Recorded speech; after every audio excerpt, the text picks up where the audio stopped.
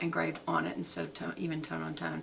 And that's the black, which makes sense because if they would have put the black in the back, it would not have been as impressive. So we'll try that.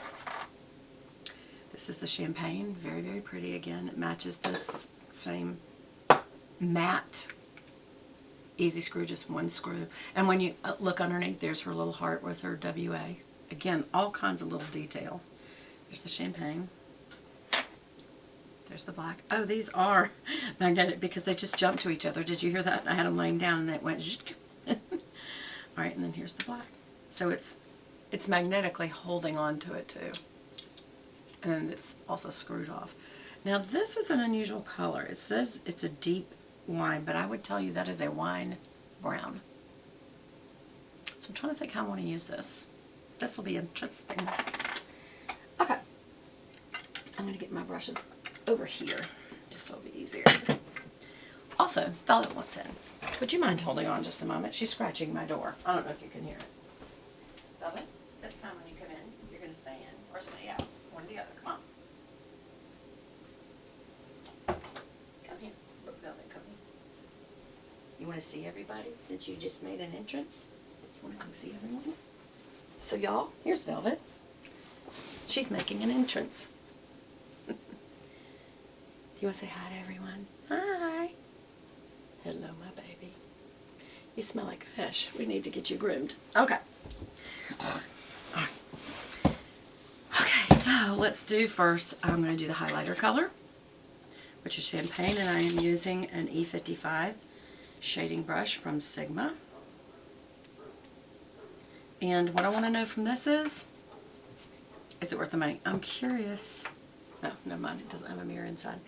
Now, I do have that highlighter there, so it's not going to be a true...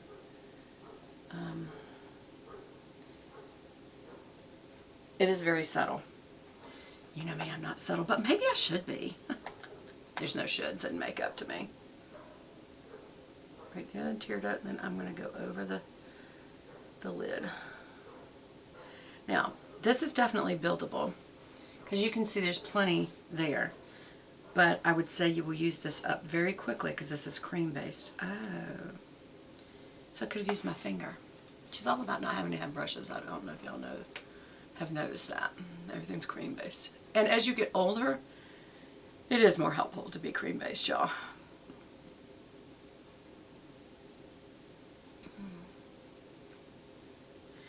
And this inner highlight being on here, this inner creamy color, just helps the sunken in-ness not be so sunken in looking. Okay, again, very subtle. That's it. What do I think? You know what? I'm going to try using my finger and see what difference that makes, because I didn't even realize that was cream based. Is it? I guess it kind of is. And is it more vibrant from having done it that way? Not really. It's very velvety, y'all. It's like a velvety cream. No pun intended, Velvet. Interesting. Look. They're magnetized, so they're all bound to each other. I'm not sure about this, and I'll tell you why. Having little pods is also not very practical. It's just not. Okay, so now what am I going to do? How do I want to apply this next product? Now here's, I usually like in the crease to use this large fluffy E50, and look how that will not even really go in there very well. And it probably has a lot of product on it, so let's get it off. Okay. Yeah. This will be interesting. I'm just doing it this way. That definitely should be enough. And we're just going to start right here at the base. I'll just show you right there at the base bone, and then we're going to bring it in.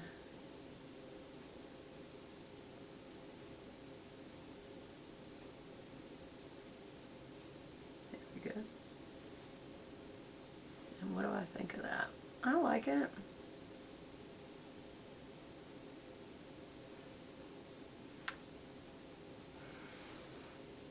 I'm going to use my finger. Y'all, this is so velvety, it almost feels like it should be cream. No, I guess it is powder. I don't know. What do y'all think?